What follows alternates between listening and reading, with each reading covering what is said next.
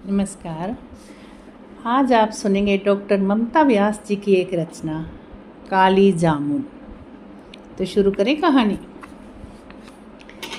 राधा के ब्याह वाले दिन जैसे ही बारात आई, राधा की माँ पछाड़ खाकर गिर पड़ी और चारों बहनें हिचकियाँ ले लेकर रोने लगी। ओ जीजी, देखो तो कैसा है दुल्हा, बांस जैसा लंबा और तवे जैसा काला। हमारी राधा के तो भाग ही फूट गए। छोटी बहन ललिता हिचकी लेते हुए बोली, अरे राम राम, मेरी फूल सी बेटी को कैसे बांस जैसे आदमी के गले बांध दिया रे। अम्मा रोई जा रही थी। सूरजपुर गांव के किसान गोपीनाथ शुक्ला और उनकी पत्नी भागवंती की 4 बेटियां थीं। अपनी बेटियों से अत्यधिक स्नेह रखने वाले गोपीनाथ ने चारों बेटियों को सिर्फ इसलिए नहीं पढ़ाया कि पढ़ने के लिए बेटियों को दो कोस दूर पड़ोस के गांव बिरजूपुर जाना पड़ता।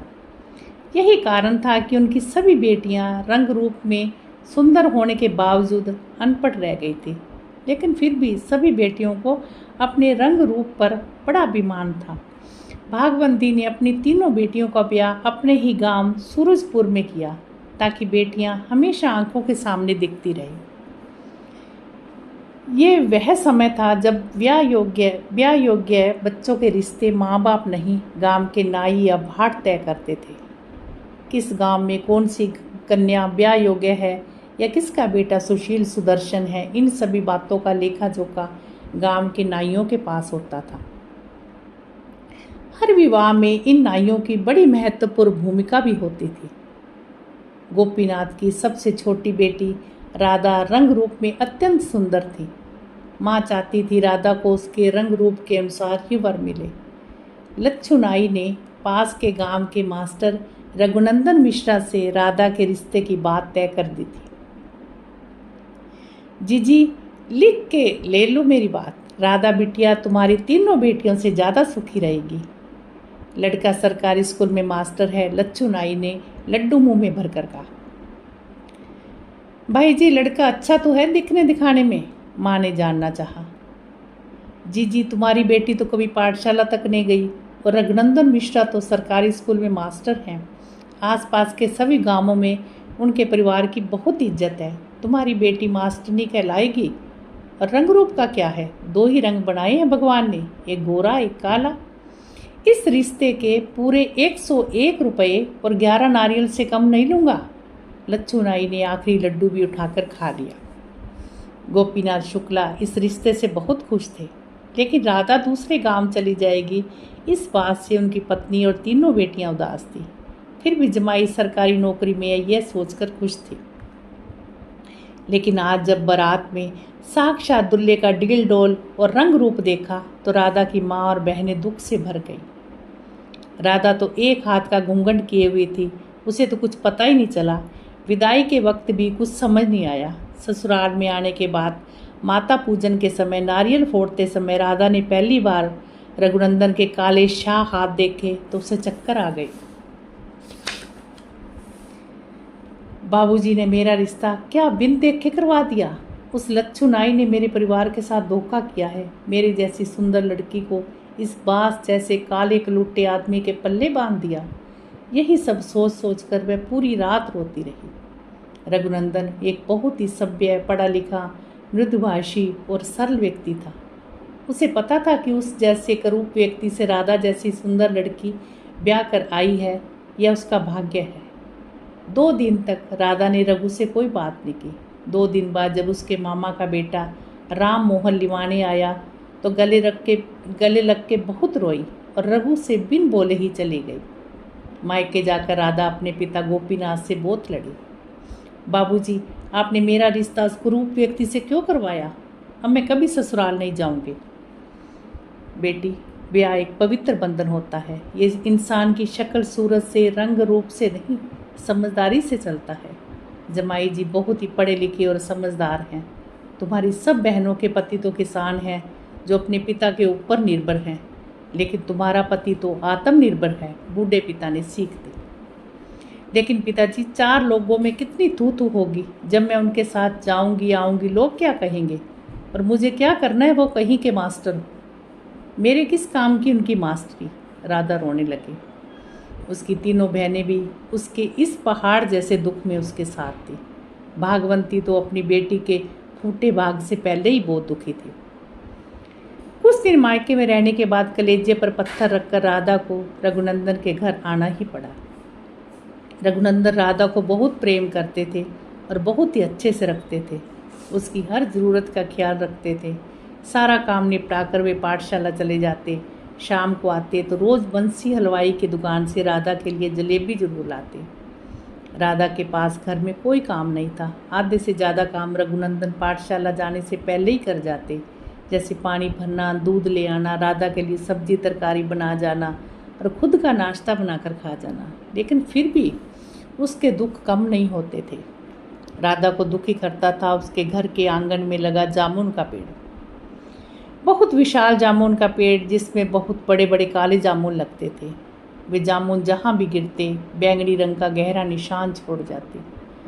जब जामुन का मौसम नहीं होता तो पत्ते कभी शाखाएं कभी फूल आंगन में गिरते रहते। बहुत विशाल पेड़ होने के कारण कई पक्षियों ने उस पर डेरा जमाया था। पक्षी जामुन खाते और दिन भर उसकी गुठलियाँ गिराते। पूरा आंगन बैंगनी, नीला और काला हो जाता था। राधा को तो हर काली चीज़ से जन्मजात नफरत थी। वो अक्सर उस पेड़ को खूब कोसती और पति से कहती, इस पेड़ को कटवा दो। राधा को वो काली जामुनों का पेड़ उसके पति रघुनंदन जैसा ही बुरा लगता था। वो उस पेड़ से बहुत खार खाती थी। समय अपनी गति से चलता जा रहा था। राधा की सभी बहनों के बच्चे अब बड़े होने लगे थे, लेकिन राधा को अभी तक कोई औलाद नहीं हुई थी। अब वही बहनें और माँओं से बांझ कहने लगी थी। गांव वाले तो यहाँ तक कहने आते कि मिश्रा खानदान का वंश ही आगे नहीं चला, क्योंकि रघुनंदन खुद भी इकलौते पुत्र थे अपने पिता के। इस बात से राधा भी भीतर ही भीतर बहुत दुखी थी, लेकिन समझदारी से खुद को संभाले हुए थी। ब्याह के 15 बरस बीत गए। इसी बीच राधा ने ऐसा कोई मंदिर, दरगाह या मजार नहीं छोड़ी जहाँ उसने मन्नत के धागे न बांधे हो या सिर न झुकाया हो। समय बीतता रहा और एक दिन ईश्वर ने मिश्रा खानदान की पुकार सुन ली। राधा ने एक बेटी को जन्म दिया। राधा के मायके और ससुराल वाले दोनों बहुत खुश थे। नामकरण संस्कार के समय सभी बहनें और माँ पिताजी भी आए थे। जो उसकी बेटी को देखता तो कहता, अरे ये तो रघु पर गई है। माँ कहती, शुक्ला खानदान पर नहीं गई, बिटिया मिश्रा जी पर गई है, वरना बहुत सुंदर लगती। बहनें कहती, एक तो बेटी दी भगवान ने, वो भी काली। अरे रंग माँ पर ही चला जाता। इसके ब्याह में तो बहुत मुसीबत उठानी पड़ेगी और दहेज भी ज़्यादा ले जाएगी, छोटी बहन बोली। पड़ोस में रहने वाली तिवारी चाची तो बोल गई कि दुल्हन खूब जामुन खाकर पैदा की गई है बिटिया, तभी तो जामुनी रंग है इसका। राधा का दिल टूट टूट जाता था। रघुनंदन ने अपनी बेटी का नाम मानुषी रखा, लेकिन राधा उसे काली कलूटी जामुन ही कहती रही। उसके बाद राधा ने एक और बेटी को जन्म दिया। इस बार जो बेटी हुई एकदम राधा जैसी गोर वर्ण और सुंदर थी। राधा ने अपनी पूरी ममता अपनी उस छोटी बेटी पर उड़ेल दी। अक्सर वह सामाजिक कार्यों में या रिश्तेदारी में जाती तो बड़ी बेटी को घर पर ही छोड़ जाती। उसे शर्म आती थी अपनी ही जाई बेटी से। रूप गर्विता राधा ने कभी ये नहीं सोचा कि उसका ये व्यवहार उस अबोध बच्ची पर क्या प्रभाव डालेगा। मानुषी के साथ सौतेला व्यवहार और दूसरी बेटी के साथ प्यार का व्यवहार देख रघुनंदन दुखी हो उठते और कहते, मानुषी के साथ तुम इतना बुरा व्यवहार क्यों करती हो? वो बहुत भाग्यशाली है जिसने तुम्हारी गोद भरी की। तुम्हें तो उसे ज़्यादा प्यार देना चाहिए। वह बहुत समझदार और बुद्धिमान बच्ची है, चुपचाप तुम्हारे जुल्म सहती है और कभी शिकायत नहीं करती। तुम उसकी माँ हो और ये मत भूलो राधा, तुम्हारे मातृत्व पर, प्यार पर उसका भी हक है। लेकिन राधा का रवैया कभी नहीं बदला। वो उसे काली कलूटी जामुन ही कहती रही। माँ की देखा देखी छोटी बहन भी उसे काली कलूटी जामुन कहकर पुकारती थी। घर वालों को देखकर आस पड़ोस के बच्चे भी उसे काली जामुन कहते थे। मानुषी एक नफरत भरे माहौल में पल रही थी। वो एकदम चुप रहती थी। थोड़ी बड़ी हुई तो पूरे घर का काम मानुषी के जिम्मे आ गया। जब तक वह पूरे आंगन से जामुन के पेड़ के पत्ते बुहार कर साफ नहीं कर लेती और फर्श पर पड़े जामुन का एक एक दाग साफ नहीं कर लेती। राधा मानुषी को खाना नहीं देती थी। उस बच्ची को अब लगने लगा था कि आंगन में लगे इस जामुन के पेड़ से उसका कोई ना कोई रिश्ता जरूर है। वह दिखती भी जामुन की तरह काली है। क्या वह जामुन के पेड़ की बेटी है? जब सब उसे काली जामुन कहते हैं, यहाँ तक कि उसकी अपनी माँ और सगी बहन भी तो उसे काली जामुन कहती है, जरूर इस पेड़ से इसका कोई पुराना नाता है। वह बच्ची दिन भर के कामों से थक हार कर जामुन के पेड़ के तने से सटकर जब बैठ जाती तो उसे ऐसा महसूस होता कि जामुन का पेड़ एक माँ की तरह उसे थपकी दे रहा है। उसकी ठंडी हवा में वह बहुत सुकून पाती। अब उसने अपने सभी सुख दुख उस पेड़ से कहने शुरू कर दिए थे। जब रोने का मन होता तो तने पर अपनी छोटी छोटी बाहें लपेटकर जी भर के रो लेती। अब उसके माता पिता, भाई बहन, सखी सहेली सब वो जामुन का पेड़ ही हो गया था। उस पेड़ से वे घंटों बातें करती। अक्सर उसे लगता वह पेड़ उसकी हर बात को समझता है और जवाब भी देता है।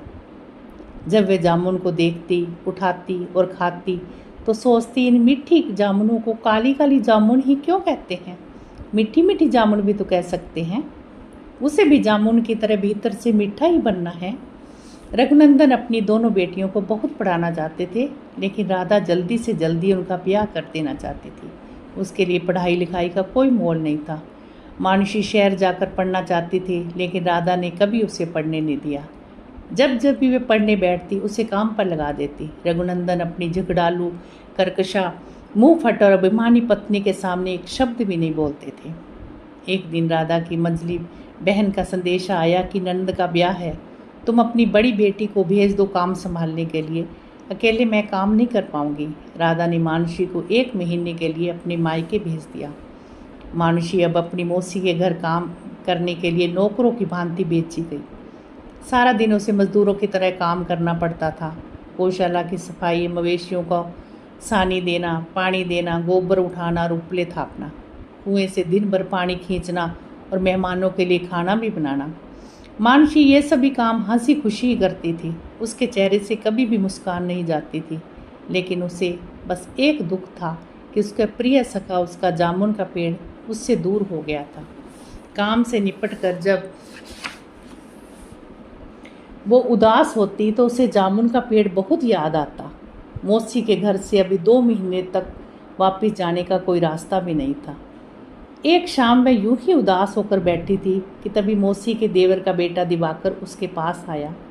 दिवाकर मानुषी की मौसी की देवरानी का बेटा था, जो अपनी बुआ के ब्याह में रायपुर से आया था। मानुषी, यहाँ क्यों बैठी हो अकेली? माँ की याद आ रही है? नहीं तो, मानुषी सकपका गई। फिर यहाँ अकेली क्यों बैठी हो? अपनी बहनों के पास क्यों नहीं बैठती? तुम्हारी मौसी की बेटियाँ और मौसी सब तुम्हें काली जामुन क्यों कहती है? मुझे बड़ा बुरा लगता है। मुझे तो बुरा नहीं लगता, तुम्हें क्यों लगता है? मैं तो हुई काली जामुन जैसी, यह मेरे बचपन का नाम है। मानुषी मुस्कुराई। दरअसल मैं जामुन के पेड़ की बेटी हूँ, इसलिए लोग मुझे काली जामुन कहते हैं। और इस समय मुझे अपने दोस्त, अपने प्रिय जामुन के पेड़ की बहुत याद आ रही है। ओहो, तुम कितनी अजीब लड़की हो यार। पेड़ की दोस्त, पेड़ की याद, उफ, मेरा तो सर घूमने लगा। मुझे बताओगी क्या ये जामुन के पेड़ का रहस्य है? मुझे बताओगी क्या है ये जामुन के पेड़ का रहस्य है? दिवाकर, जब से मैंने होश संभाला मैंने यही जाना कि मेरा रंग रूप सुंदर नहीं है। मेरा रंग जामुन जैसा है। मुझसे किसी को प्रेम नहीं, क्योंकि मैं कुरूप दिखती हूँ। सभी लड़कियों के दोस्त होती हैं, सहेलियाँ होती हैं, मेरा तो बस जामुन का पेड़ ही दोस्त है, मेरे सुख दुख का साथी। मैंने अपनी सारी बातें उससे साझा की है। आज मुझे उसकी याद आ रही है। ओहो, समझ गया, वो पेड़ तुम्हारा बेस्ट फ्रेंड है। आज से तुम मुझे भी अपना दोस्त ही समझो, अपनी बात कह सकती हो। मुझसे बस एक समस्या है कि मैं तुम्हें जामुन नहीं खिला सकता। दोनों हंसने लगे। तुम्हें पता है तुम यहाँ आई हुई सभी लड़कियों में सबसे सुंदर हो। क्यों मजाक उड़ाते हो? क्या मैं नहीं जानती कि मैं कैसी दिखती हूँ? 20 बरस से एक ही बात सुनते सुनते बड़ी हुई हूँ कि मैं बदसूरत काली जामुन हूँ, और मैंने आईने में देखी है अपनी सूरत। इंसान दिल का अच्छा होना चाहिए, जुबान का मीठा होना चाहिए, और उससे रिश्तों की समझ होनी चाहिए। रंग रूप शक्ल सूरत से ज़िंदगी नहीं चलती, हमारे व्यवहार से चलती है, आपसी समझ से चलती है। तुम शहर में रहते हो, पढ़े लिखे हो, इसलिए ऐसी किताबी बातें करते हो। नहीं, ऐसा नहीं है। मैं इतने दिनों से तुम्हें देख रहा हूँ, तुम सारे काम कितने अच्छे से निपटाती हो, बिना किसी शिकायत के हमेशा हंसती रहती हो, मीठी जुबान है तुम्हारी। तुम सच में जामुन हो, मीठी सी। जामुन का एक गुण और भी है, उसका बैंगनी रंग एक बार चढ़ जाए तो फिर जीवन भर उतरता नहीं है। तुम्हारा रंग भी मेरे मन पर चढ़ गया है मानुषी, दिवाकर ने मन की बात कह दी। मानुषी कुछ नहीं बोली, उठकर चली गई।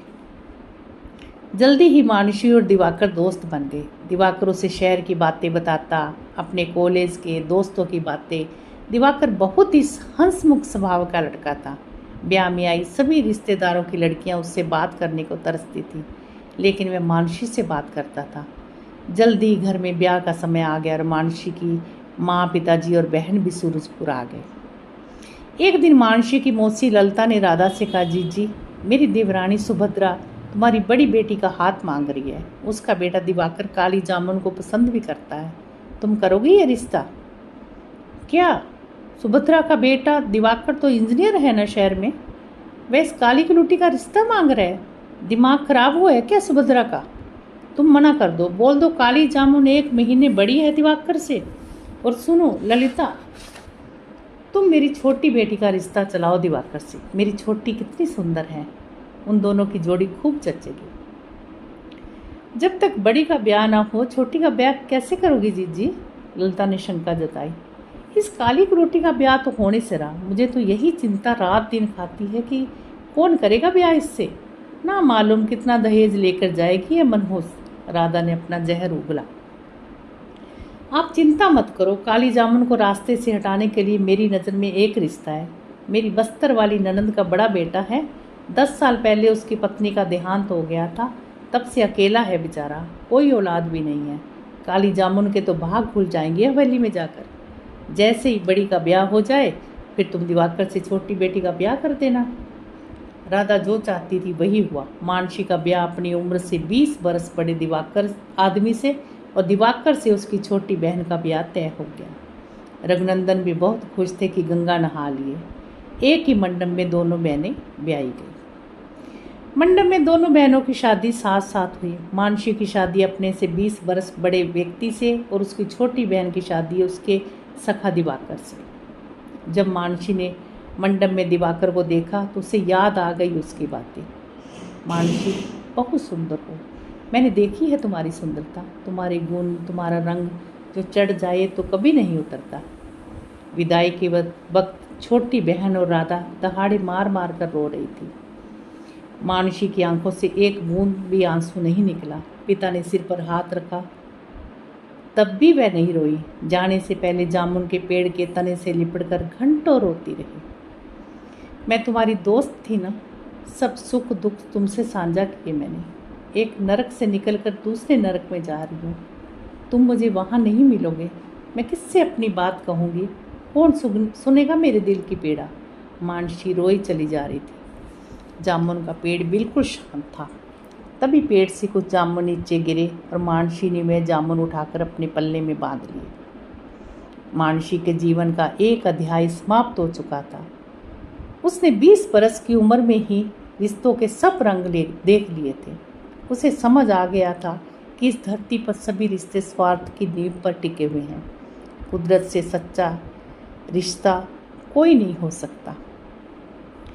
एक जामुन का पेड़ उसकी 20 बरस तक साथ निभाता रहा, बिना कोई मांग के, बस एक छांव आसरा देता रहा।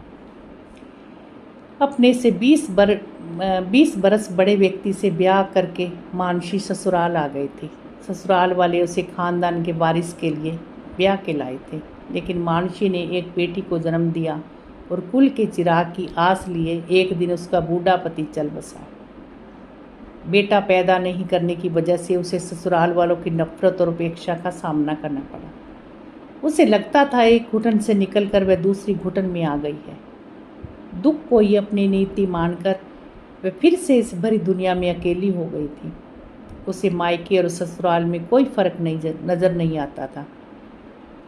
बस फर्क इतना था कि मायके में अपनों से दुख मिलता था, नफरत और उपेक्षा मिलती थी ससुराल में गैरों से। बहुत बड़े हवेली नुमा घर में बहुत सारे लोगों के बीच रहकर भी उसे अपने जामुन के पेड़ की बहुत याद आती थी। उसकी माँ ने कभी उसका हाल नहीं पूछा, ना बहन ना कभी किसी और ने बात पूछी। उसकी माँ राधा और बहन जब भी मानसी से मिलती हमेशा पैसों और गहनों की फरमाइश करती। मानसी उनके लिए हमेशा गहने रुपए पैसे ले जाती और खुद जामुन के पेड़ के पास बैठकर घंटों रोती। एक बार मानसी ने रुपए देने से मना किया तो राधा ने उसे साफ कह दिया, आज के बाद मायके में पैर ना रखे। मानसी रोती रही कि मुझे जामुन के पेड़ से मिलने आने दो, लेकिन राधा ने उसकी एक ना सुनी। आते समय मानसी पेड़ के नीचे गिरे हुए कुछ जामुन अपने साथ ले आई। अपने ससुराल के आंगन में उसने जामुन बो दिए और रोज़ पानी देने लगी। जब कभी मन घबराता तो जामुन के पेड़ से बतिया लेती जाकर। पेड़ अब बहुत बड़ा हो चुका था। मानसी की बेटी की तरह वह भी बड़ा होने लगा था।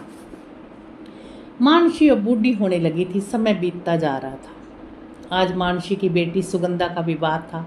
उसने अपनी बेटी के दहेज के लिए सभी महंगी चीज़ें जुटाई थी। कार से लेकर हर महंगी और कीमती वस्तु वे अपनी बेटी को देना चाहती थी। उसका रिश्ता भी बहुत पैसे वालों में हुआ था। हवेली वालों के रिश्ते हवेली वालों में ही होते हैं। सास की बात मानसी को याद आ गई थी। विदा के समय सुगंधा अपने पति के साथ मोबाइल पर बात करने में व्यस्त थी। वो हनीमून के लिए कहाँ जाना है इस बात पे बहस कर रही थी, लेकिन आज मानसी का कलेजा फटा जा रहा था। सुगंधा बोली, कम ऑन माँ, क्या ये रोना धोना लगा रखा है आपने? आप तो मेहंदी की रस्म के दिन से रोई जा रही है। मैं कोई दूर नहीं जा रही, इसी शहर में हूँ, कभी भी आ जाऊँगी मिलने। सुगंधा, तुम्हारे पिताजी का जो कुछ भी मेरे पास था मैंने तुम्हें सब दे दिया। अपनी तरफ से बस ये बोलना चाहती हूँ, तुम्हारे और मेरे बीच एक पीढ़ी का अंतर आ गया है बेटी। अब ज़माना बदल चुका है। अब बेटियाँ खुद अपना दहेज तैयार करती है। विदा के समय रोती भी नहीं, खुद भी आत्मनिर्भर होने लगी है। लेकिन ज़िंदगी में दुख और पीड़ा, सुख और खुशी बांटने के लिए हमारे पास कोई सच्चा मित्र होना ज़रूरी होता है। जब कभी तुम्हारा इन इंसानी रिश्तों से मन ऊब जाए, रिश्तों से स्वार्थ की बू आने लगे, जब कलेजा किसी दुख से फटने लगे, धन दौलत शोहरत भी जब तुम्हारा दिल बहला ना सके, जब कभी ज़िंदगी में रोने का मन हो या कभी जीने की कोई वजह ना बचे, पूरी दुनिया दुश्मन हो जाए, तब तुम एक पेड़ लगा लेना और इस पेड़ को अपना सच्चा हितैषी मानना, इसे अपना सच्चा दोस्त मान लेना। जब तुम्हारे मन की बात कोई ना सुने, उस दिन तुम इससे सब साझा करना। इतना कहकर उसने कुछ काली जामुन अपनी बेटी के पल्लू में बांध दी। तो अभी आप सुन रहे थे डॉक्टर ममता व्यास जी की एक रचना काली जामुन। कहानी आपको कैसी लगी?